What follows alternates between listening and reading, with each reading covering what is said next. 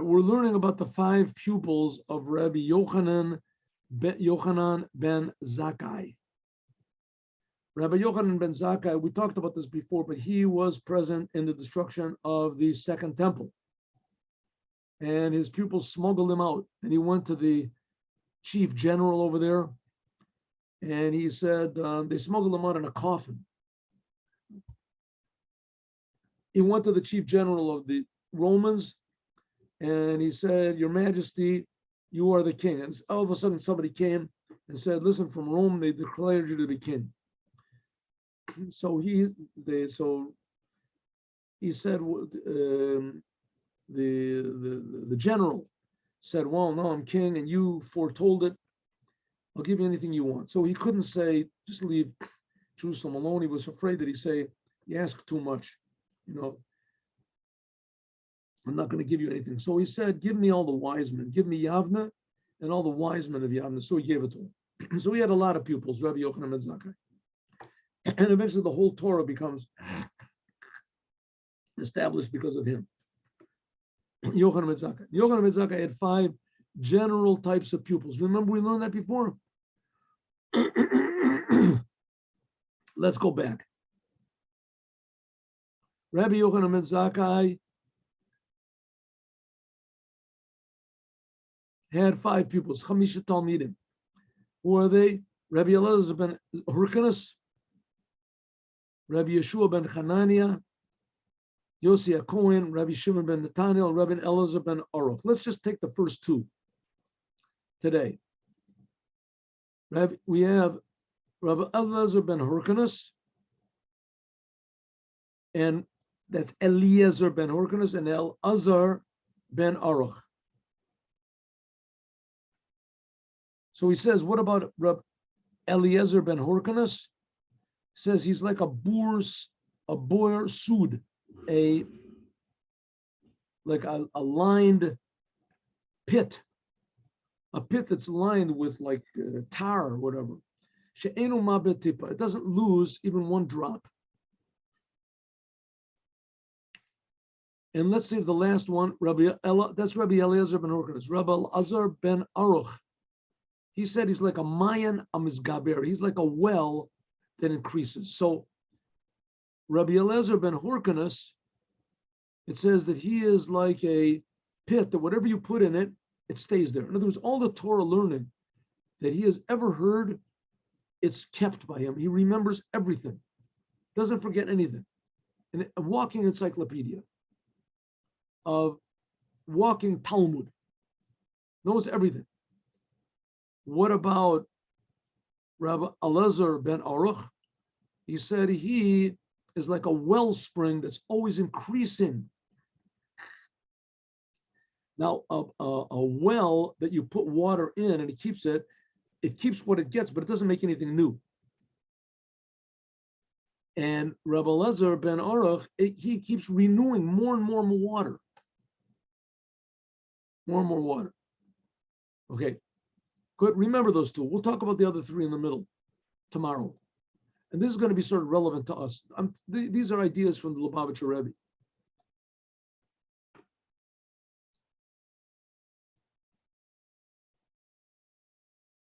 So he said to them, Rabbi Yochanan ben Zakkai said to these pupils, oh, by the way, I skipped one little thing. I skipped one thing. It was in the last one. Here it said, let's go back. Rabbi Eliezer, he's like the pit that holds water, nothing gets lost. And Rabbi Elazar ben Aruch, he's like the wellspring that's always increasing, right? So he said like this. Omer, Rabbi Yochanan ben Zakkai used to say that if all of the wise people of Israel were in one part of one hand of the scales, and Elazar ben Hyrcanus, he was in the other, he would outweigh all of them. All of them. In other words, all the wise men of Israel with everybody, that Rabbi Elazar ben Hyrcanus, he was equal to everybody. He was more than everyone. He would be more than all the others, because everything he learned he kept. Abba Shaul said in the name of Rabbi Elazar, Rabbi Yochanan ben Zakkai, he heard that if all the wise men of Israel were in the one side of the scales, and Rabbi Elazar ben Hyrcanus was with them, then there's nobody left, right? I mean, we already had all of them are there. He says, no, Rabbi Elazar ben Aruch. Take Rabbi Elazar ben Aruch from all of the, previously we had Rabbi Elazar ben Aruch and all the wise men in one side, and Rabbi Eliezer ben Hyrcanus weighed everybody down.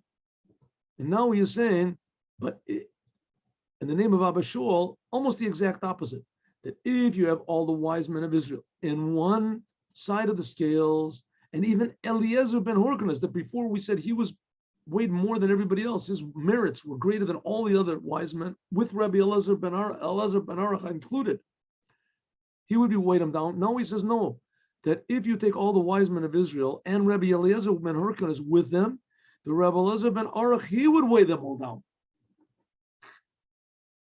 So who weighs like all of the wise men of Israel? Who is the most weighty? Rabbi Elazar ben Hyrcanus or Rabbi Elazar ben Aruch? Seems to be the both same thing. So it says, the Rabbi explains, there's others explain also the same thing, that both of them had different qualities. This quality of Rabbi Elazar ben Hyrcanus, that everything that he learned, he kept. He didn't forget anything, and he didn't change anything, and nothing was distorted by him.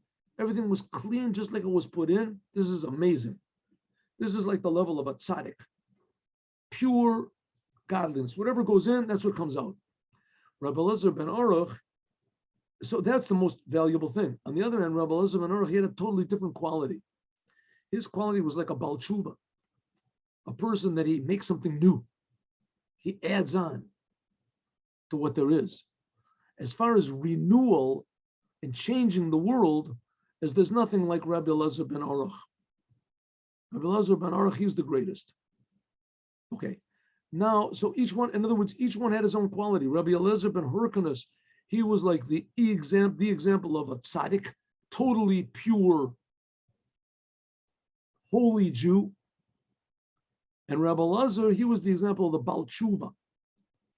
He's a Jew that changes. He renews all the time. He's dynamic. Both of them are necessary. Both of them are necessary. One is necessary for the sustenance of the world, and the other one is there because God put us in the world in order to change the world. We're supposed to hear to improve it. So both of them are necessary. Okay. Rabbi Yochanan ben Zakkai, he said, asked all of his 5 pupils, what is the straight path that a man should take? There's a good quality that a people should have. Rabbi Eliezer ben Hyrcanus, he said, a good eye. Rabbi Elazar ben Aruch says, a good heart. Rabbi Elazar said the eye is the main thing. That's Rabbi Eliezer ben Hyrcanus, right? The tzaddik. Rabbi Elazar ben Aruch, the Baal Tshuva, he said a good heart is the main thing. And when he asked them also, what is a bad thing? What is a bad thing that a person should keep away from? So Rabbi Eliezer said exactly the opposite. What did he say? What's a good thing? A good eye. What's a bad thing? Rabbi Eliezer, a bad eye. Bad eye means jealousy. A good eye means that everything he looks at, and he wants it to be good. He wants it to the good of it should come out. To be healthy, to be blessed, to be a good eye. Right? Positive is never jealous of anyone. A bad eye is exactly the opposite. He's jealous.